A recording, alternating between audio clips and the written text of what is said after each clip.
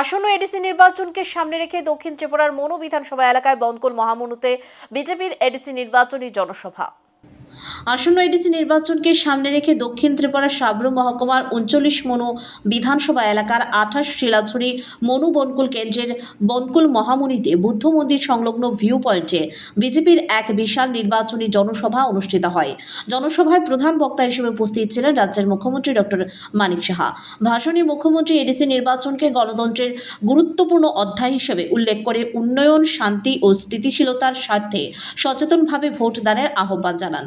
তিনি দক্ষিণ জেলার সার্বিক উন্নয়ন, যোগাযোগ ব্যবস্থার সম্প্রসারণ, শিক্ষা ও স্বাস্থ্য পরিষেবার মান উন্নয়ন সহ রাজ্য সরকারের বিভিন্ন প্রকল্পের অগ্রগতির কথা তুলে ধরেন এবং এডিসি এলাকায় আরও উন্নয়নের প্রতিশ্রুতি দেন। সভায় উপস্থিত ছিলেন বিধায়ক মাইলুং ফ্রুমক, জেলা সভাধিপতি দীপক দত্ত, বিজেপির প্রদেশ সাধারণ সম্পাদক বিপিন দেববর্মা, দক্ষিণ জেলা সভাপতি দীপায়ন চৌধুরী, এমডিসি কংজং মগ, সঞ্জীব রিয়াং, মনু মঞ্চল সভাপতি বিপুল ভৌমিক, ৪০ সাব্রুম মঞ্চল সভাপতি গৌতম ত্রিপুরা সহ অন্যান্য নেতৃত্বরা।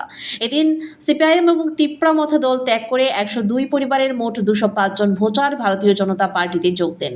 মুখ্যমন্ত্রী ও দলীয় নেতৃত্ব নবাগতদের হাতে দলীয় পতাকা তুলে দিয়ে বরণ করে নেন। জনসভা ঘিরে এলাকায় ছিল কড়া নিরাপত্তা ব্যবস্থা।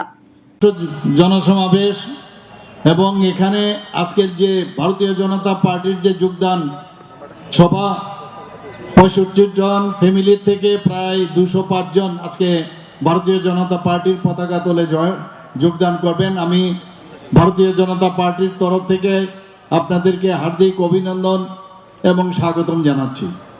এবং সঠিক সময়ে আপনারা সঠিক সিদ্ধান্ত নিয়েছেন।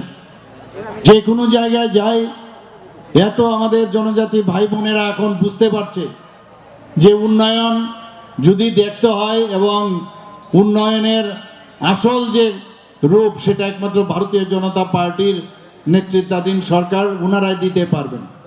মাননীয় প্রধানমন্ত্রীজি, আপনারা জানেন যেভাবে জনজাতিদের জন্য চিন্তা ভাবনা করেন এবং বারবার যে কথাটা বলেন যে যারা আমাদের লাস্ট মাইল, যাদের কথা আজ পর্যন্ত কেউ কোনোদিন ভাবেনি, শুনিনি, তাদের জন্য আমাদের কাজ করতে হবে।